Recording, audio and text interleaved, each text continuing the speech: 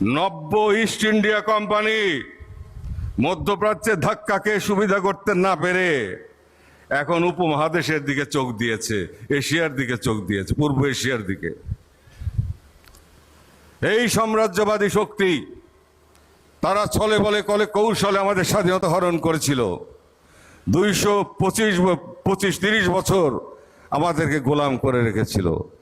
যাওয়ার সময় বিষবৃক্ষ রোপণ করে দিয়ে যায়, বিভাজন করে দিয়ে যায়, বিভাজিত করে দিয়ে যায়, হিংসার বীজ বপন করে দিয়ে যায়, যার মাসুল আমরা টেনেছি এতদিন পর্যন্ত, এখনোই টেনে যাচ্ছি।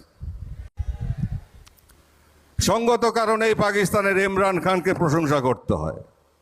এই ভদ্রলোক বাংলাদেশের 71-এ যে মর্মন্তদ হত্যাকাণ্ড, ঘৃণিত হত্যাকাণ্ড, পাকিস্তানের যে সমস্ত সামরিক জান্তার জেনারেল সাহেবরা, সাধারণ সৈন্যরা, জেনারেল সাহেবরা এবং কিছু সংখ্যক ভুট্টো সাহেবেরা এক জায়গায় হয়ে যেভাবে নিধনযজ্ঞ বাংলাদেশে চালিয়েছে, এটা ইমরান খান স্বীকার করে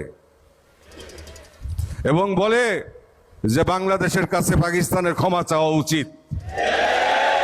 তাই আজ পাকিস্তানের সেই সব সামরিক জান্তা, মাঝখানে ইমরান খান ক্ষমতায় ছিল, তাকে সরিয়ে দিয়ে সেই ইস্ট ইন্ডিয়া কোম্পানি, নব্য ইস্ট ইন্ডিয়া কোম্পানি সাম্রাজ্যবাদী শক্তি ইমরান খানকে সরিয়ে দিয়ে তাদের সেখানে মীর জাফর, মীর সাদেক, ঘসিটি বেগমদেরকে বসিয়েছে। উদ্দেশ্য হলো ভারতবর্ষকে আক্রমণ করা, উদ্দেশ্য হলো চীনকে ধ্বংস করা।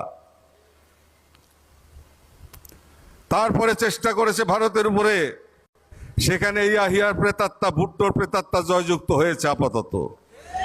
আর তার ফলাফল স্বরূপ কি হয়েছে? 71-এ আমাদের বাঙালিরা যেরকম তদানীন্তন পূর্ব পাকিস্তানের জনগণ যেরকম সামরিক জান্তার বিরুদ্ধে রুখে দাঁড়িয়েছিল, ভুট্টোর বিরুদ্ধে রুখে দাঁড়িয়েছিল, পাকিস্তানের জনগণ এখন বর্তমান শাসক গোষ্ঠী এবং সামরিক জান্তার বিরুদ্ধে রুখে দাঁড়িয়েছে। তারা চায় বাংলাদেশকে একটি অকার্যকর রাষ্ট্রে রূপান্তর করে পাকিস্তানের মতো দেউলিয়া করে দিতে। কিন্তু অমাকারু মাকার আল্লাহ ওয়াল্লাহু খায়রুল মাকিরিন। আল্লাহ তাআলা সবচেয়ে বড় কুশলী। আল্লাহ পাক যদি না চান, কোনোভাবেই সম্ভব না।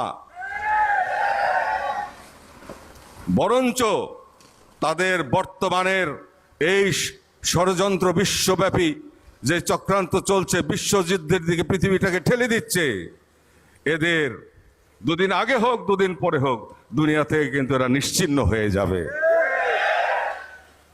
এই সভ্যতা থাকবে না, নতুন এক সভ্যতা আসবে। সেটা মনুষ্যত্ববোধের সভ্যতা, মানবতার সভ্যতা, প্রেমের সভ্যতা, ঐক্যের সভ্যতা, সাম্য মৈত্রী ঐক্য ভ্রাতৃত্বের সভ্যতা। আজকে এখানে যা উপস্থিত হয়েছে